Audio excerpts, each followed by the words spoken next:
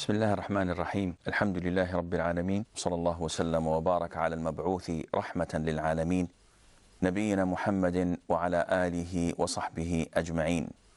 Dear brothers and sisters in Islam, Assalamu alaikum wa rahmatullahi wa barakatuh, and welcome to a new episode of Mercy to the Worlds sallallahu alayhi wa alihi wa sallam. The Prophet sallallahu alayhi wa sallam sent another message to Al-Mundhir ibn Sawi, and he was the ruler of Bahrain. Bahrain is not the country that we know of, the small island in the Arabian Gulf. Bahrain at the time of the Prophet ﷺ was the whole eastern province of Arabia. So whatever was east of the center of Arabia used to be called Bahrain. And he sent to him his messenger Al-Ala ibn al-Hadrami, who also introduced Islam to him and asked him to accept Islam. Another companion, Salit ibn Amr, may Allah be pleased with him, was sent to Hawdha ibn Ali, and he was the leader of Yamama. And Hawdha accepted, in a sense, Islam, but not because of Islam. He wanted to share the Prophet ﷺ's kingdom. And the Prophet ﷺ rejected his request because this was not a kingdom owned by the Prophet ﷺ, and he was not a ruler or an emperor of an empire. He was simply the messenger and the servant of Allah. So he had a bad intention. He had worldly intention. And in Islam, as we know from the hadith of Umar ibn al-Khattab, all deeds depend on the intentions. So if you accept Islam and your intention is not for the sake of Allah, your Islam is not accepted. And a person would die on disbelief if this is the case. And that is why all hypocrites are not Muslims. They claim to be Muslims, but their intentions are not sincere and pure, and that is why it is not accepted from them. And the Prophet ﷺ also told us that from Yamama there will be someone who claims that he is a prophet. And of course we know that is Abu Musaylima al-Kadhab, Abu Musaylima the liar, who at first pretended to be a messenger, and he said funny words claiming that these are revelations from Allah. And he named himself Rahman al-Yamama. And Rahman, of course, is one of the names of Allah the Almighty.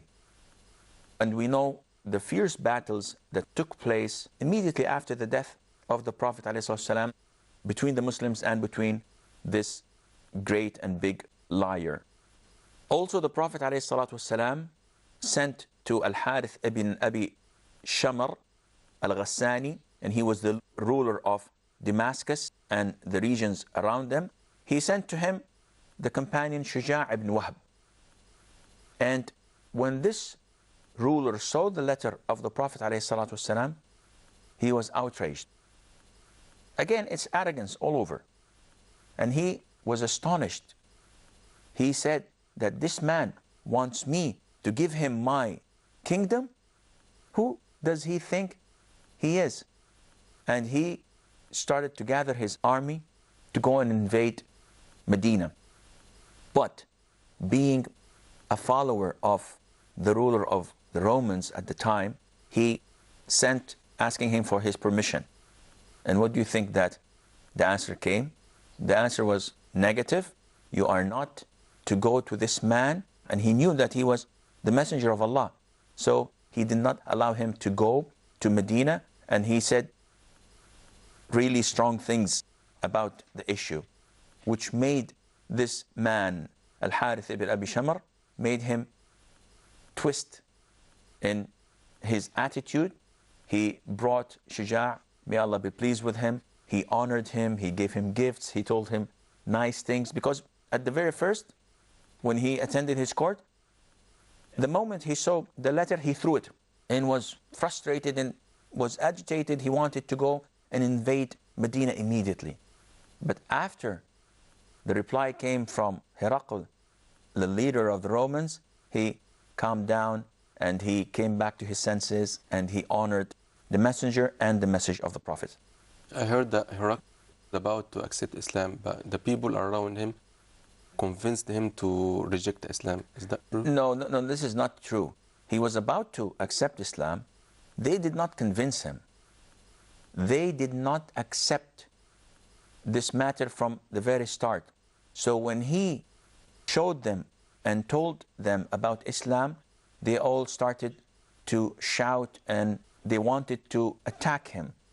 So he had a choice, either to accept Islam and migrate to Medina and leave all this wealth and kingdom behind him, or to stay as he is, rejecting Islam. And this is what he decided. And that is why in one of the narrations, the Prophet ﷺ said that he was, in a sense, holding to his throne rather than holding to Islam. ظن الخبيث بملكه. He would not give away his kingdom for the sake of Islam. Another companion of the Prophet ﷺ, and this is a bit funny and strange. This companion was sent to the kingdom of Oman. And Oman, as we know, is to the south of Arabia. And Oman at the time meant that it was Oman and Hadramaut, the southern part of Yemen. This was all called Oman. And it was ruled by a man called Ja'far and his brother Abd, both of them. But the king was Ja'far himself. And the Prophet sent them a companion of his who stayed there for a while, convincing them of accepting the Prophet's call and accepting Islam. Some narrations said they accepted Islam after long trials. The man that the Prophet ﷺ sent as a messenger of his was Amr ibn al-As.